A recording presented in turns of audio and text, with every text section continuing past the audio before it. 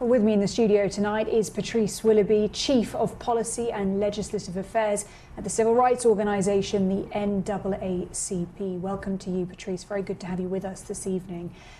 We were just mentioning there that this Sunday will mark the 5th anniversary of the killing of George Floyd.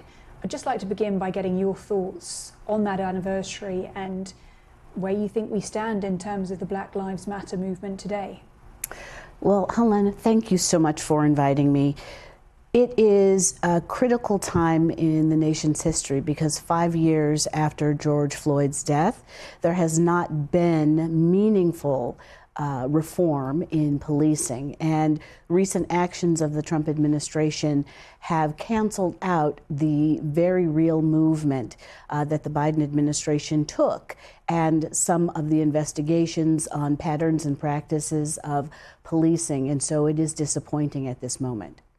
And specifically here in Washington, D.C., for example, if we look at some of the markers, the things that were erected specifically for Black Lives Matter movement, including the square, they've now been dismantled. I just wonder, when you see that, what you think that says. Well, I think that, in Washington, of course, the sign was demolished, but more deeply, there is an anti-equity movement across the country because the executive orders on diversity, equity, and inclusion have cast a lot of chaos in the way that institutions, corporations have put policies in place that ensure equity and fairness. That does not bode well for multiracial democracy, and it's a potential economic disaster as well. You started by touching on some of those police reforms as well that have been enacted in the wake of his killing. If you take a look at cities like police departments in Minneapolis, Minnesota, Louisville, Kentucky, of course, places where we saw some of those really large protests in the wake of not just the killing of George Floyd, but also Breonna Taylor as well. And the argument from the Trump administration has been that these reforms lead to what they have called micromanagement. And I wonder, what are your thoughts on that? Well, policing is always a local issue. But the fact that there has been police misconduct and so many police-involved killings across the country shows a basic dysfunction in the policing mechanism across the country. And so the federal response has always been a corrective measure to ensure standardized processes and procedures to ensure fairness. That has been the role of the federal government since the enactment of the 14th Amendment in 1868. And so calling these things micromanagement is really labeling them in a pejorative way when their real focus is fairness.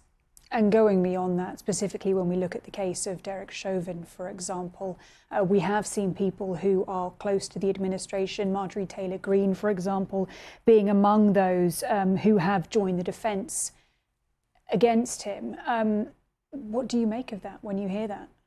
Well, to me, it signals a very nativist element because the country is shifting in its demographics very rapidly. And in 20 years, the United States will be a majority-minority country. What's really important now is that instead of moving away from diversity, equity, and inclusion, we need to be shoring it up to ensure that our society continues to make progress and that people have opportunity as well as the fair application of policing. And briefly, Patrice, with the anniversary of George Floyd's killing, how is he being remembered? What kind of events are we seeing? Well, there are remembrances across the country. I think that it's important for people to think about the beauty of this country and the contributions of people through all walks of life in the United States. And we can hope that this remembrance of Mr. Floyd and his family bodes well for our continued progress and continued movement towards justice. Patrice Willoughby, Chief of Policy and Legislative Affairs at the NAACP. Thank you for being with us here on BBC News. Thank you for having me.